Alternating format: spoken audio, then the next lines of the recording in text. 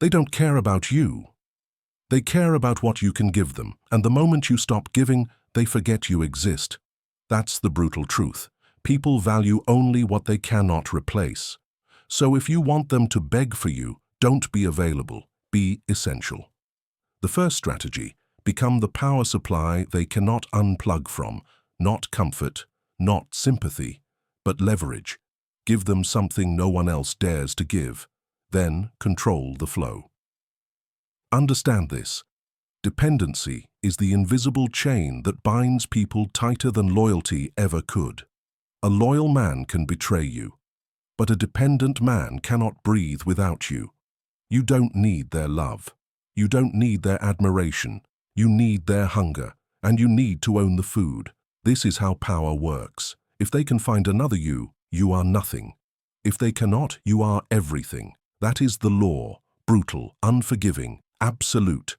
So you strip away everything common. You remove yourself from the category of replaceable. You stop chasing approval because approval is a beggar's reward. You stop explaining yourself because explanations lower your price. You walk like a storm, and you hold back just enough so they always feel your absence when you're gone. Scarcity creates desire. Distance creates demand. Control creates worship. When they realize that life without you is weaker, emptier, smaller, they bend. And when they bend, you never bend with them. You remain above, untouchable. You become the reminder that their survival flows through you. This is not kindness. This is not ego. This is survival in a world where only the strong are valued. You either set the terms or you are discarded. You either hold the chain or you wear it. There is no middle ground. Comment this right now. Without me, they starve. Say it until it feels like iron in your chest. Because once you believe it, they will too. This is the first law of making them beg, scarcity. Without it, you are invisible. With it, you own the game.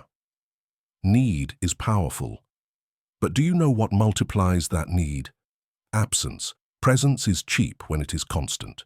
The more they see you, the less they feel you. The more they hear you, the less they listen. Human psychology is ruthless. Availability kills value.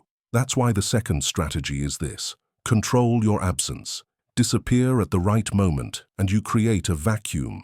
And the human mind cannot stand a vacuum. They will fill it with curiosity, with speculation, with hunger. They will chase you just to quiet the noise in their heads. Think about it. Why do people obsess over the ones who ignore them? Why do they desire what retreats? Because distance breeds desire. Scarcity awakens obsession. What is withheld becomes priceless. You must learn to retreat with precision, not as weakness, not as avoidance, but as a weapon. Leave them wondering, leave them doubting, leave them desperate for your return, and when you finally reappear, you walk in with greater weight, greater presence, greater control. This is not about ghosting without purpose. It's about timing absence like a strike. You don't vanish randomly. You vanish when your presence is at its peak, when they crave it most. That's when absence becomes power. Understand this. When you give too much, they consume without gratitude. When you give less, they stretch their hands. But when you give nothing, they kneel.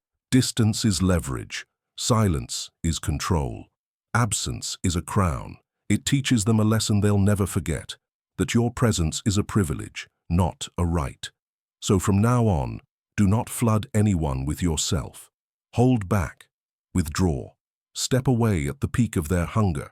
Watch them chase, watch them weaken, watch them beg for your return.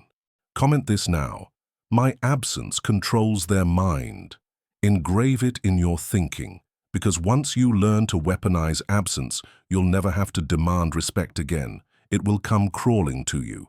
This is the second law of power. Control when you appear, and even more importantly, control when you vanish. Power is not maintained by kindness. It is maintained by fear of consequence. If people learn they can disrespect you without punishment, they will never value you. That's why the third strategy is this. Punish disrespect immediately and without hesitation. Understand this. Disrespect is not always loud. Sometimes it's subtle. A delayed response, a careless tone, a small act of dismissal. But every act of disrespect is a test. They are watching to see what you will tolerate, and what you tolerate, you teach. If you let it slide, you have already lowered your price. If you confront it with weakness, you expose your desperation. But if you strike back swiftly and decisively, you carve a law into their mind. Cross me, and you pay. Now, punishment doesn't always mean rage or violence. In fact, the coldest punishment is silence, distance, or removal of privilege. You don't shout, you don't argue, you don't explain, you cut access, you withhold what they want most. That is more devastating than any outburst. The goal is not revenge, the goal is education. Every punishment must teach a lesson that your presence, your respect, your attention is earned, not owed. Once they learn that, they will guard your approval like treasure. Machiavelli knew this truth. Men are quick to forget kindness, but they never forget punishment. One reward makes them grateful for a day, one punishment makes them cautious for a lifetime. So you must make every act of disrespect costly, expensive, dangerous. Make them regret it instantly. And once the line is burned into their memory, you won't need to punish often. They will discipline themselves. This is how rulers bend subjects, how leaders command loyalty, how kings hold courts. Not by begging for respect, but by ensuring the price of disrespect is too high to pay. Comment this now. I make disrespect expensive. Burn it into your mind, because once they know crossing you costs them everything, they will value you more than anyone else. This is the third law of making them beg. Make the cost of disrespect unbearable, and they will choose submission every time. Every person around you is ruled by desire. Desire for status, desire for approval, desire for comfort, desire for you. Here's the truth. If you want them to beg for you, you must control what they crave. Humans are addicts to recognition, to attention, to validation. Take that away from them, and they feel emptiness. Give it back in measured doses, and they'll crawl on their knees to keep receiving it. The weak give everything up front. They pour attention, approval, and comfort until it loses value. The strong ration it like a drug dealer, one drop at a time. Just enough to keep the craving alive, never enough to satisfy. This is how you own people without chains. When you become the gatekeeper of their cravings, you decide when they rise and when they collapse. You control the rhythm of their hunger, you become the source, and the source is always worshipped. Machiavelli understood that rulers must not only command armies, but also command appetites. He knew the man who controls desire controls the man himself. That is why scarcity is stronger than abundance. That is why measured reward is stronger than endless giving. You want power? Stop feeding others without calculation. Do not let your time, your attention, or your approval become cheap. Wrap them in mystery. Guard them with silence. Deliver them with precision. And when you finally give like lightning. Brief, unforgettable, leaving them desperate for more. That is how kings keep courts loyal. That is how leaders bend followers. That is how you make them beg for your presence. But remember this, you are not giving out of kindness. You are giving out of strategy. Kindness is wasted. Strategy is worshipped. Comment this now. I control their cravings. Repeat it until it burns into your psychology. Because the man who controls what others desire never needs to ask for value. He becomes the value itself. This is the fourth law of making them beg.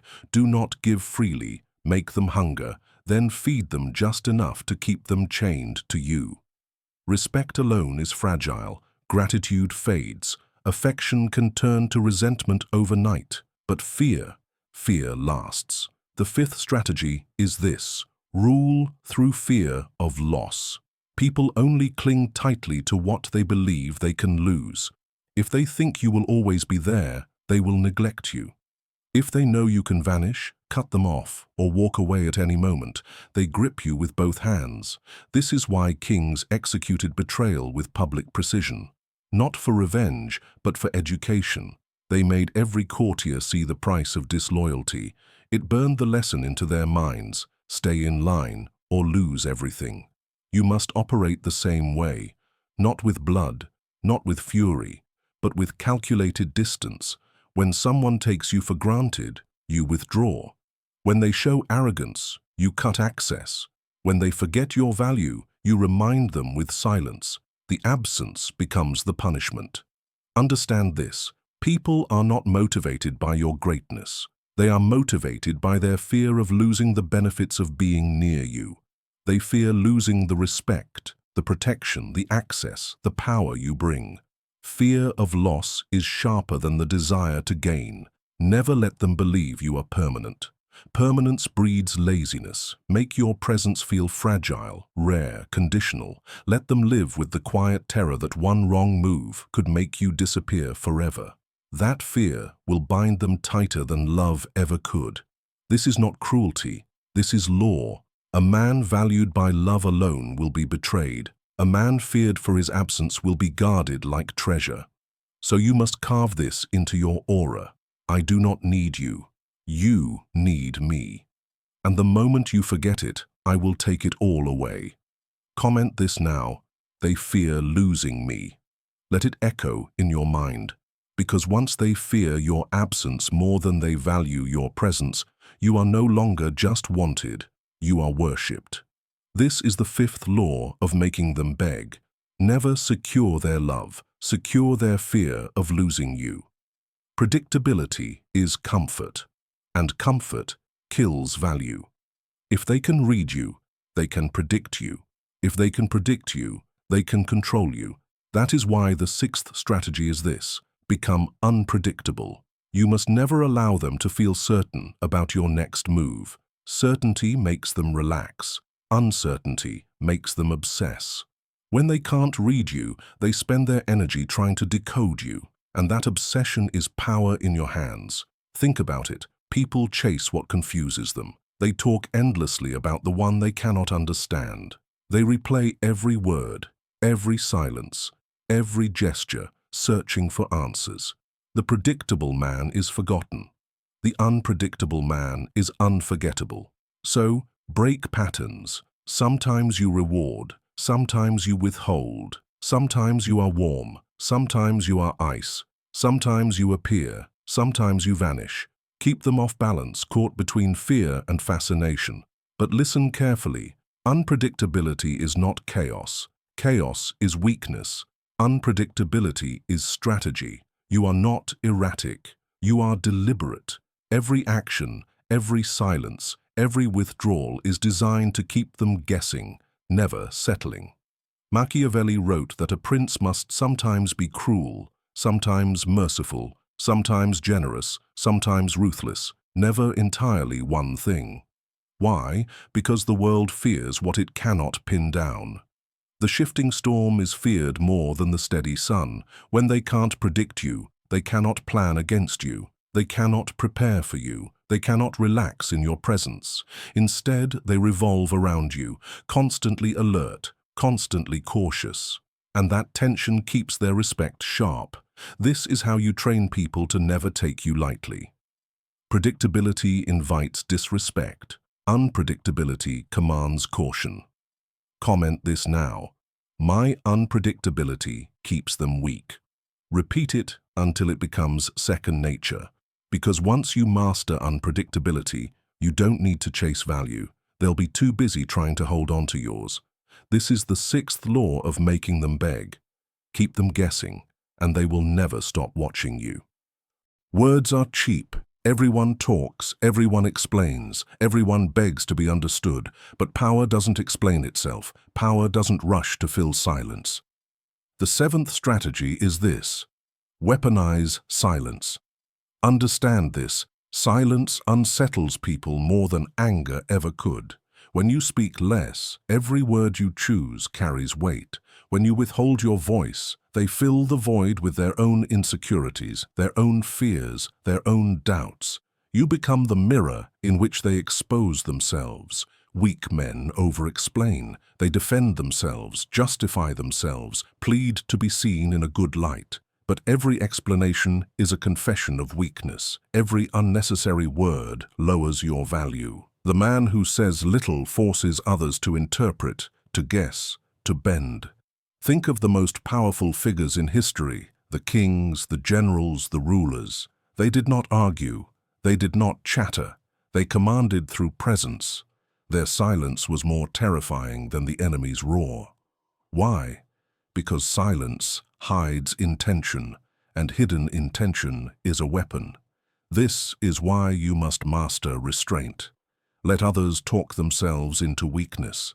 Let them reveal their emotions, their fears, their foolishness. While they waste energy on noise, you sit in control, every second of silence tightening the chains around them. And when you finally do speak, your words strike like a blade. Short, sharp, unforgettable.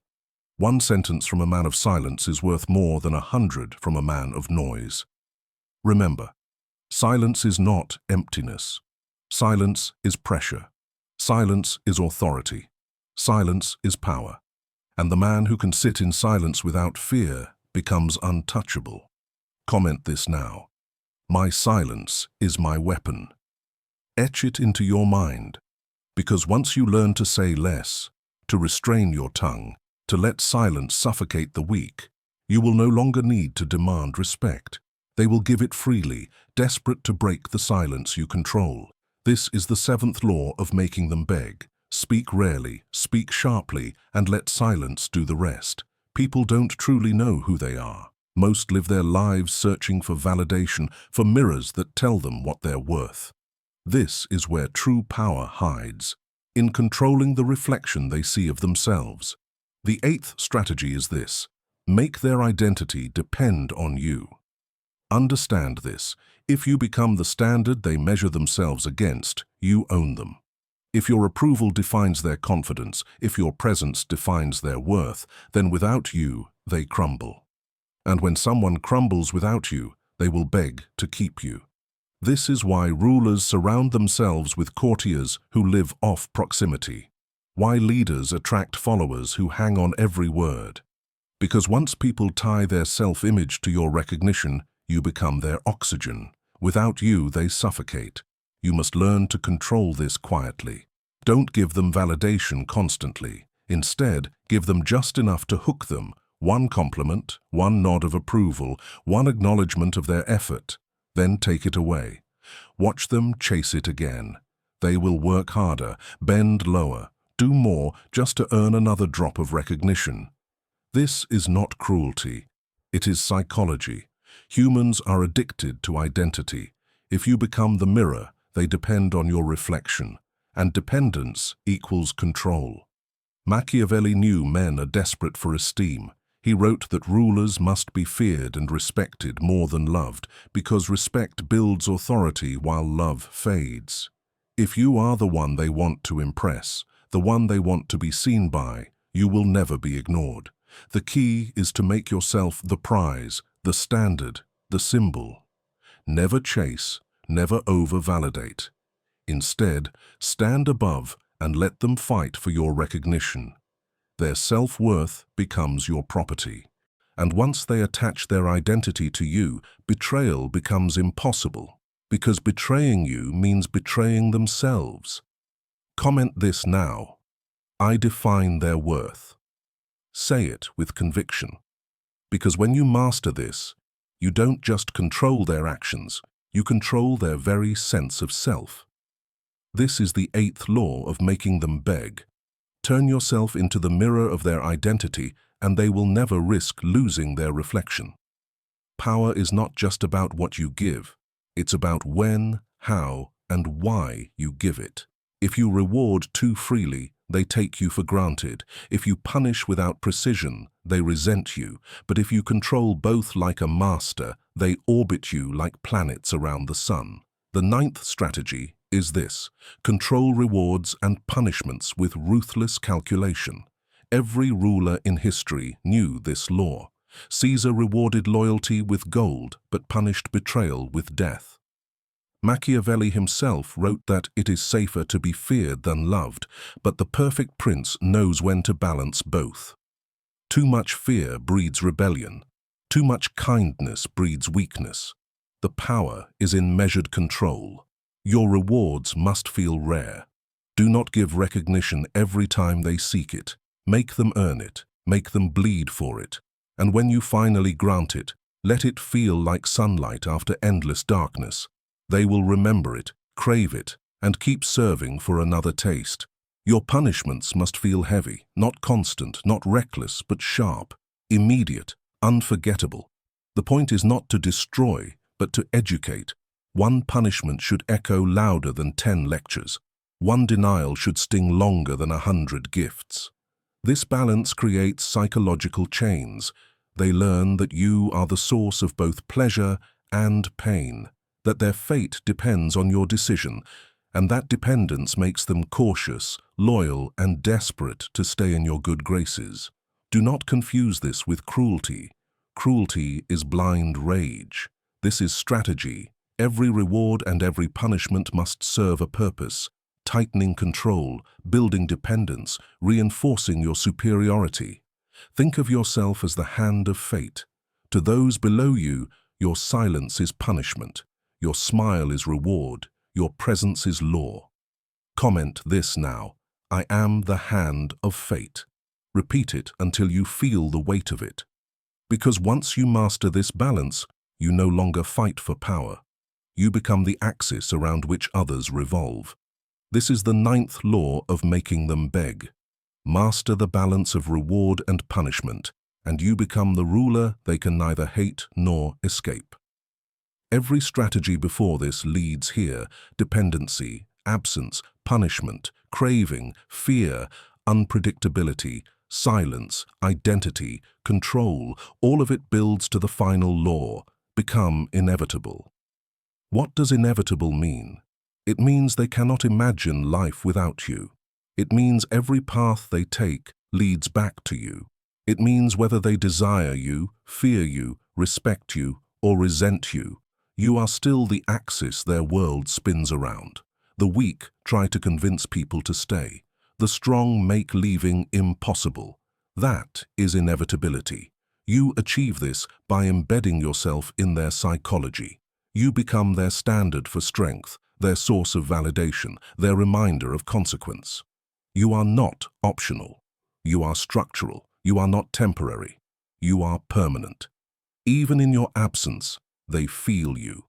Even in silence, your shadow controls the room. Machiavelli wrote that rulers must make themselves both feared and needed so that no one dares move against them.